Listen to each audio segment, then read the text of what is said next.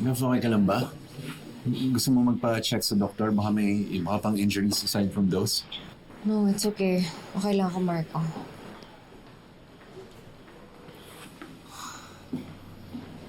What are you thinking? I don't know. I think I'm just overwhelmed.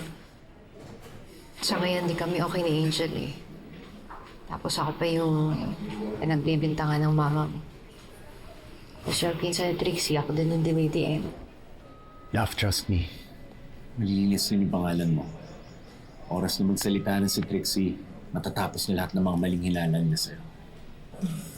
Mabuti pala, huwi ka muna. Get some rest. Ako nang bahala dito. Balitaan na lang kita. Mr. Panganiban, nagising na ho si Attorney Trixie Mendoza.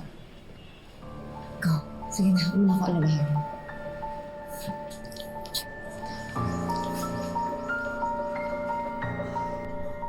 Okay na?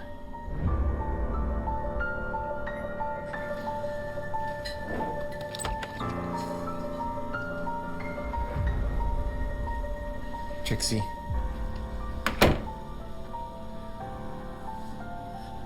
Trixie, salamat at nagising ka na. Kasama ko si Inspector Season. Tatanungin ka sana namin. Mayap, ilayo mo siya sa akin. Ilayo mo siya sa akin. Palabasin mo siya. Trixie, ako to. Si Marco. Ligtas ka na. Wala na mananakit sa'yo. Ilayo mo siya sa akin. Lumayo ka sa akin. Ilayo mo siya sa akin. Trixie, what's wrong? Ako to, si Marco. Baka kasama niya si Vanessa. Baka nasa labas si Vanessa. Baka papasukin niya si Trixie, walang Vanessa. mananakit sa'yo. Ligtas ka na. Si Marco to. Umalis na kayo. Nasistra siya sa'yo. Lumayo ka sa akin. Mendoza, kumalma ka. Makakasama sa'yo yan. Hindi. Baka papasukin niya si Vanessa. Baka saktan niya ako ulit. Ayoko na. Maya, palabasin mo na siya. Baka kasama niya si Vanessa. Papatayin ako ni Vanessa. Papatayin niya ako. Trixie, makinig ka sa akin. Mr. Panganiban, Hindi ko kasama si Vanessa. Wala rito si Vanessa. At kahit nandito si Vanessa, hindi ka niya sasaktan. Kilala ko siya dahil asawa ko siya. Hindi siya mananakit ng tao, Trixie. Siya yung tumukod sa akin. Siya yung nagtago sa akin. Trixie, imposible yung sinasabi mo. Sinaktan niya ako. Sinaktan niya ako. Trixie, imposible yung sinasabi mo. Ayoko na. Tumigil ka na, Marco! Nakuha mo na ako! Ayan na! Sinabi na niya kung sinong dumukot sa kanya! Ayaw mo ba rin maniwala? Inspector, arestuhin niyo na si Vanessa! Huwag na kayo maghintay na may susunod pa siyang mabiktima! Mr. Panganiban, Inspector, pasensya na, pero na-agitate ang pasyente dahil sa presence nyo. Baka mag-cause ito ng severe nervous breakdown at psychological shock. I'm sorry, but you have to go now. Nurse, paki-escort sila palabas. Inspector, paki na lang. Wala na sila. Wala na sila, okay? Relax ka na.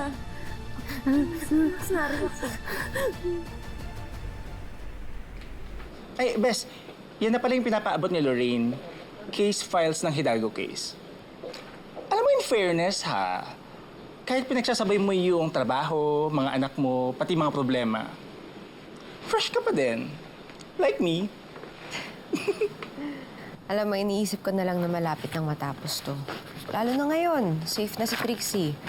Matuturo niya na kung sino talaga yung totoong kriminal. Ay, Bes, oh. Tignan mo tong news, nakakaloka. Dito daw natagpuan si Trixie.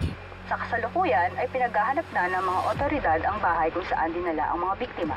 Yung nasabing property ay matatagpuan sa isang liblib na bahagi ng barangay. Kaloka naman kasi.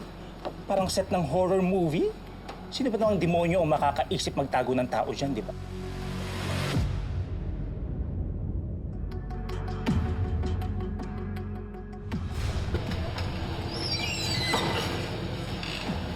May tao ba dito?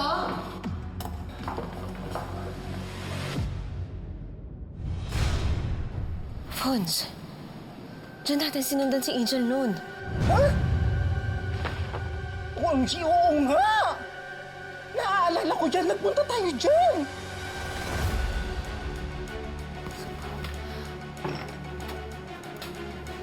Tama nga yung hinala ko. May kinalaman si Angel sa pagkawala ni Trixie. Fons, si Angel ang dumukot sa kanila ni Mama.